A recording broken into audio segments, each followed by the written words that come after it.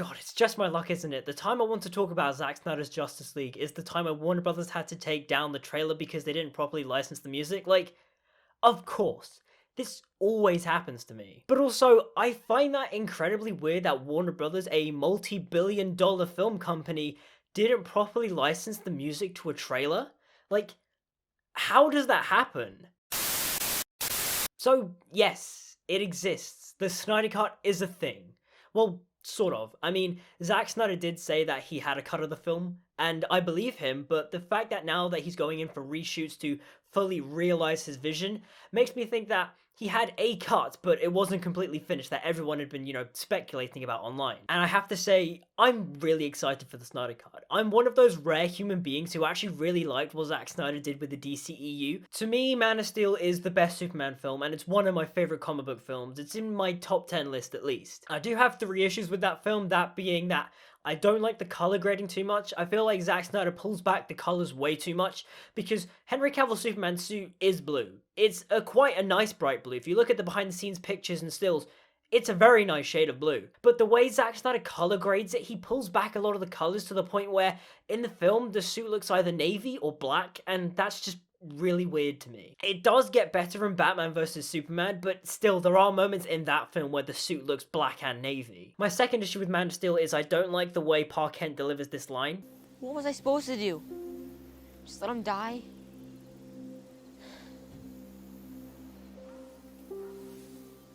Maybe. There's more at stake here than just our lives, Clark, or the lives of those around us. Because to me, it just makes him come across as a little bit unsympathetic. The way I would have changed this and make him seem a bit more like classic Pa Kent would be, I would have him sort of, say the line, then sort of retract what he said, sort of panic a little bit, being like, no, Clark, I didn't mean that. What I'm trying to say is that you are important and that you're not from this world. And then, lead into the whole, can't I just pretend I'm your son scene? You are my son. I love that scene. That scene is a tearjerker. Like, to me, Man of Steel has, 3 moments in that film where I just properly start crying. Martha Kent's little monologue about, listen to my voice, pretend it's an island out in the ocean. Can you see it? Then swim towards it, honey. I love that scene. That makes me, tear up. The You Are My Son scene, again, tears me up. And the last scene that makes me tear up is Pa Kent's death scene. The way that scene is played by Henry Cavill is fantastic. Yes, the tornado was weird, but when Pa Kent gets swept away by the tornado and then it's focused on Clark and he screams, Dad,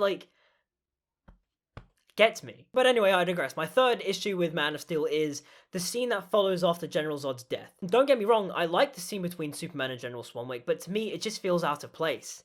I don't get why that scene, which is sort of a comedic scene, follows General Zod's death. To me, it's just tonally weird. Personally, the way I would fix it would simply just be fade to black after Superman kills Zod, and then just have a little montage of Superman saving people from the Metropolis destruction. Pretty much just do the sequence in Batman vs Superman where Superman saves a bunch of people. Just have Superman picking up heavy objects and doing really stylistic shots. Have him picking up injured people and taking them over to paramedics. Have Hans Zimmer's score sweeping in the background, all like da-da, da-da. Especially since it would also help counteract the fact that a lot of people criticize Man of Steel for saying that Superman doesn't save enough people, which I just disagree with. I'm sorry.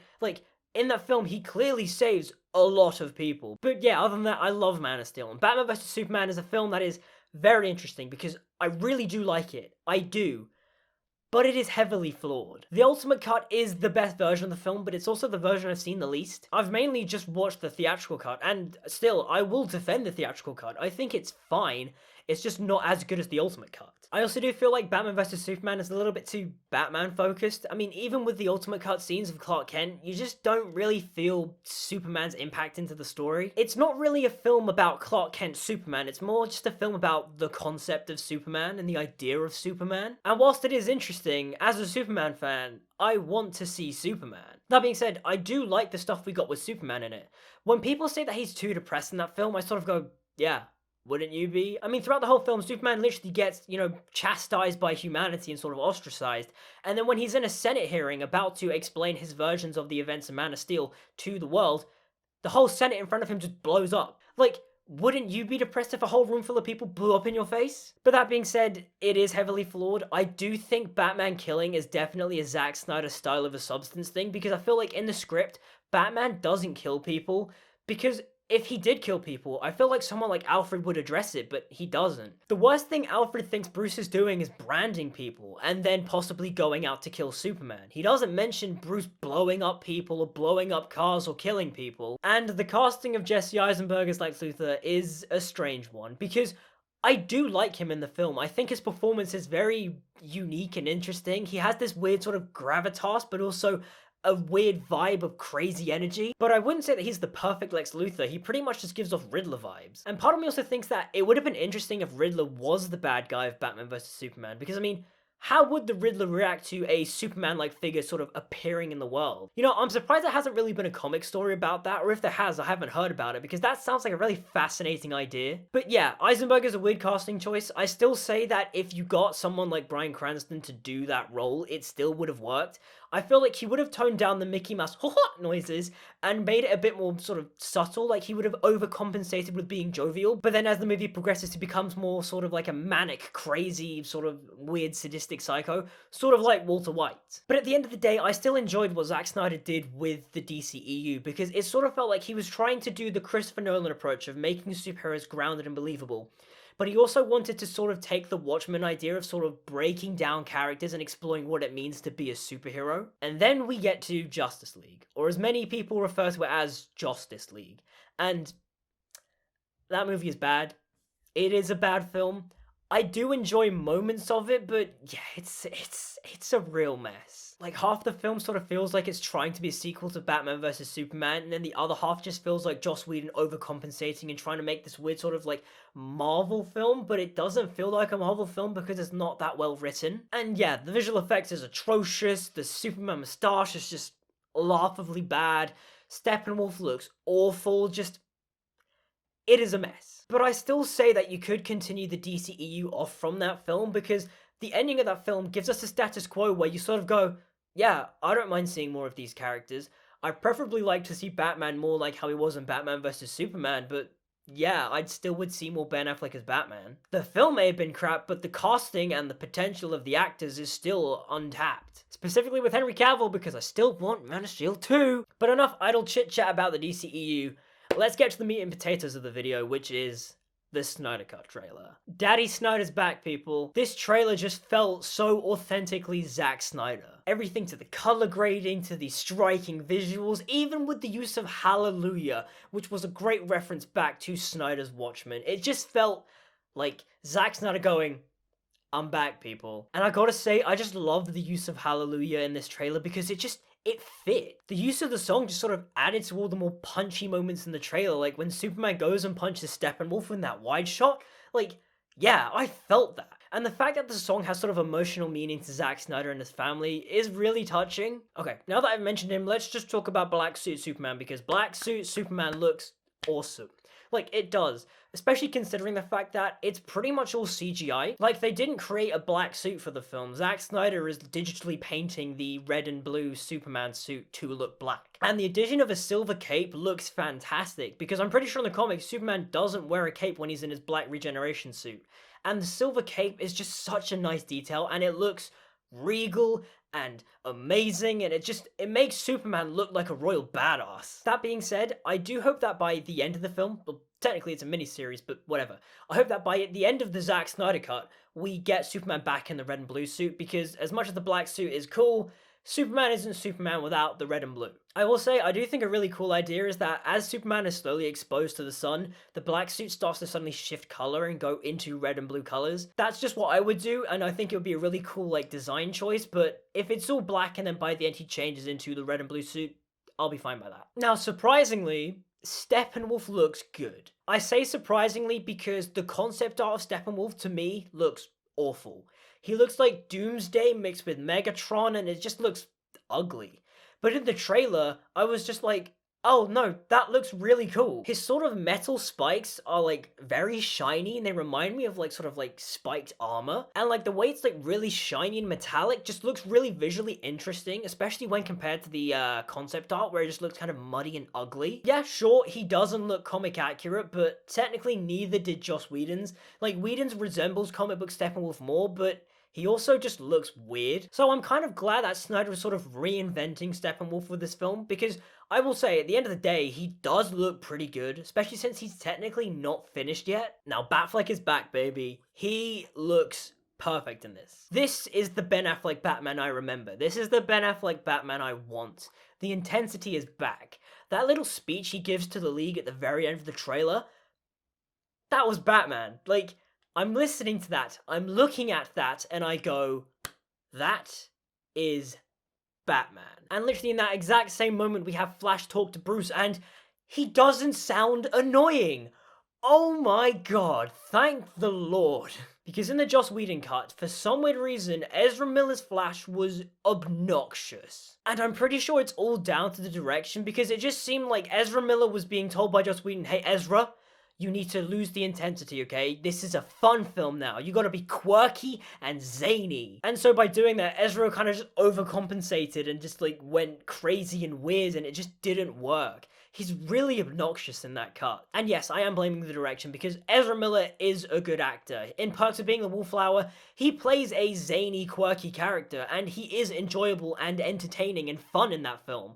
But in Justice League, it just comes across as very forced and cringy. But we also gotta look at what seems to be the Speed Force in the trailer, and the Speed Force looks really cool. It's sort of like he is running, and as he runs, the ground sort of materializes under his feet, and I'm like, that's a really cool interpretation of the Speed Force. Because, you know, in the CW show, they just do like the little blue tunnel with the lightning everywhere, and it seemed like that's what it was also in the Whedon cut, but in Zack Snyder's Justice League, it seems like it's going to be much more intricate and detailed, and it just looks cool. That being said though, Ezra Miller still looks weird running. Like, can he just not run properly? We also got a lot more Cyborg in this trailer, and yeah, Cyborg looks to be really interesting, because he was interesting in the Whedon cut, but there wasn't much development about it, because they just didn't focus on it. Like the conversation he has with his dad about his dad saying, you're not a monster, and then Cyborg saying, who said I was talking about me?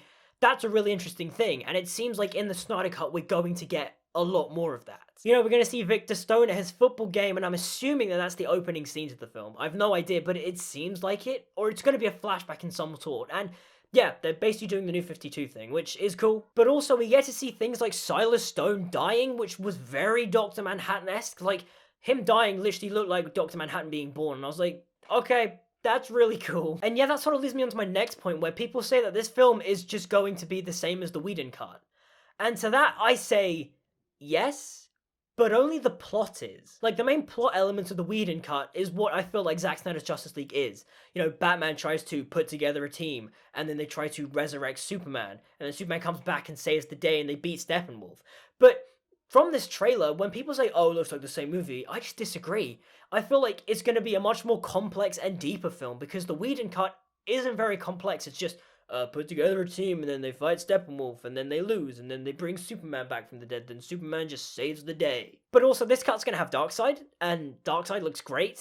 Like, he does. Well, minus the fact that he's not fully rendered yet, and you can tell that the CGI in this trailer isn't fully rendered, because it doesn't look great. Like, this shot of Diana walking towards the arrow, just, yeah, the backgrounds behind her just doesn't look completely rendered, which is fine because it's meant to be releasing in 2021, so they've got time to polish the visual effects and make it look Zack Snyder worthy, because to me, Zack Snyder's CGI work is fantastic. Like, the Man of Steel CGI still holds up to this day and looks phenomenal, and the CGI work in Batman vs Superman is pretty great. Now, there's also this little scene in the trailer of Martha and Lois, and I'm not going to talk too much about it because Zack Snyder did reveal what that scene was through storyboards, and I'm not going to say anything, but if you've seen the storyboards and you know what happens there, it's pretty cool. Now, we also got news that Zack Snyder is doing reshoots for this miniseries and that he's bringing in Deathstroke and Jared Leto's Joker. Now, Joe Manganiello's Deathstroke, 2 thumbs up. He looked great at the end of Justice League, and I hope that with the Snyder Cut, we actually get to see him, you know,